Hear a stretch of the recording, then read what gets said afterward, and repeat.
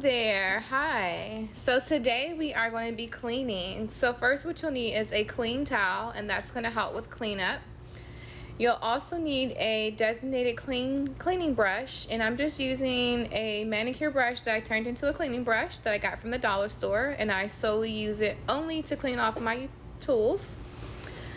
And then what I'm going to do now is grab my little dapping dish. I like to keep all of my e-file bits in this little container filled with EPA solution, just to always keep my workstation nice, clean, and most importantly sanitized throughout my process. So what I'm doing now is just dumping that EPA solution out, because I change it every because it's just a small dab, so I change it out once a week. What I'm going to start doing is now rinsing off each tool that I use and actually individually scrubbing them individually, okay? Because you don't want little germs to get on from one client to the next.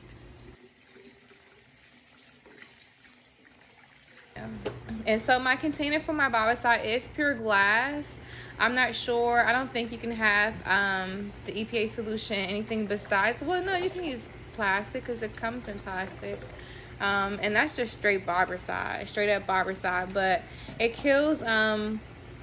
It's like hospital disinfectant, so it kills like any fungal, HIV, herpes, those type of things. It's pretty much like hospital grade disinfect, right? All right, so now let's get to the cleaning. So I do use soap in this process. Today I'll be using Dow, okay, liquid antibacterial soap. This is not sponsored. So I'll just do like a little pump on my brush, get it nice and clean there, so I can get my tools nice and clean. Don't be selfish. And I just go to town, okay? So fresh and so clean. And I'm just scrubbing away, making sure like my bits are nice and clean, because you know how when you are like, you know, doing some e-file work, how like buildup and all of that can be all in your tools. And if you're not cleaning these bits out how you should, this buildup will be left on the bits for the next client. So that's not cool at all, and that's going to be like cross-contamination, right? And so something to really zone in on when you're going to, like, you know, I would just call them non-standard salons. Everyone is not practicing this, and it was a really eye-opener for me, like when I actually went into a salon, like, because keep in mind, like from out of nail school and with like getting my nail tech license, I went into a salon and I was just like, I couldn't believe it. So people are definitely missing some of these steps, and long story short, it can save you a hassle. Like, you know, you just don't want to be messing up people's nails. And my nails look so cute. Speaking of which, I just did like these cute 8-ball nails. If you want to check them out, follow me on Instagram. It'll be in the comment box below. But like I said before, just don't do, this is not a shortcut that you want to do in your business, right? Cleanliness is the best business to patronize. And so I did refill that EPA solution back into my glass jar, which is now holding the clean utensils that I'm actually cleaning off, and I'm rinsing them off and then placing them there after I scrub them. Oh, big major key too, I didn't capture this on this particular video. You do want to sanitize before you go into cleaning. So I do capture that as well. So before I do just place my bits back into my glass jar of EPA solution, I do wipe them off prior with like a Clorox wipe or some type of disinfectant wipe before I actually drop them into my glass jar of EPA solution, because you don't want those particles and things like that from your work to be into that dish, because keep in mind, you want it to be clean as possible, right? Like, you don't want any debris or anything like that messing with its efficacy, which is like the strength of the product.